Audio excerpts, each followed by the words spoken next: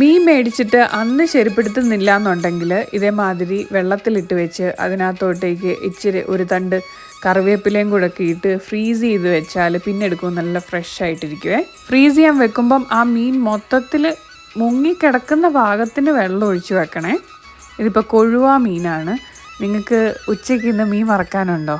എന്നേൽ നമുക്ക് നല്ല ടേസ്റ്റി ആയിട്ട് മീൻ വറക്കുന്ന ഒരു അരപ്പുണ്ടാക്കിയെടുക്കാം. ഇതെൻ്റെ കസിൻ സിസ്റ്ററിൻ്റെ സിഗ്നേച്ചർ മീൻ അരപ്പാണ്. കുരുമുളക് ഇച്ചിരി കൂട്ടി അങ്ങ് എടുത്തോണം. പിന്നെ തുള്ളി മഞ്ഞൾപ്പൊടി, കാശ്മീരി ചില്ലി പൗഡറും സാദാ മുളക് പൊടിയും കൂടെ മിക്സ് ചെയ്തിട്ടാണ് ഞാൻ എടുത്തിരിക്കുന്നത്. മടിയായതുകൊണ്ട് ജിഞ്ചർ ഗാർലിക് പേസ്റ്റ്, ഇച്ചിരി ഉലുവ, ആവശ്യത്തിന് ഉപ്പ്, കുഞ്ഞുള്ളി, നാരങ്ങാനീര്, പിന്നെ എൻ്റെ കിങ്ങിണി കരിയേപ്പിനോട് അനുവാദമൊക്കെ ചോദിച്ചിട്ട് ഒരു 3 തണ്ട്.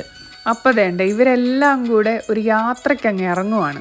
തുള്ളി വെള്ളവും ചേർത്ത് ഇവരെല്ലാം നന്നായിട്ടൊന്ന് അരച്ചെടുക്കണം. അവസാനം നാരങ്ങാനീര് ചേർത്താൽ മതിയേ. അങ്ങനെ വരഞ്ഞെടുത്ത കൊഴുവയിൽ നല്ല അരപ്പൊക്കെ തേച്ച് പിടിപ്പിച്ച് ഒന്ന് മാരിനേറ്റ് ചെയ്യാൻ വെച്ചിട്ടുണ്ട് ഒരു 10-20 മിനിറ്റ്. ഇതിനകത്തെ ഹൈലൈറ്റ് എന്താണെന്ന് വെച്ച് കഴിഞ്ഞാൽ ആ അരയാതെ കിടന്ന കുറച്ച് കുരുമുളകാണ്.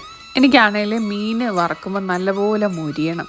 ഇതിന് ഒരു എക്സ്ട്രാ മൊരിച്ചിൽ തോന്നുന്നുണ്ടെങ്കിൽ അത് കാശ്മീരി ചില്ലി പൗഡറിൻ്റെ കളറും അതിൻ്റെ ഇതാട്ടോ.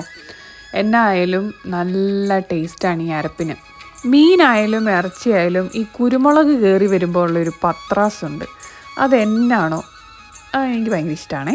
അങ്ങനെ പത്രാസുടുപ്പിട്ട കൊഴുവയും കണ്ണിമാങ്ങയും പയറും പരിപ്പും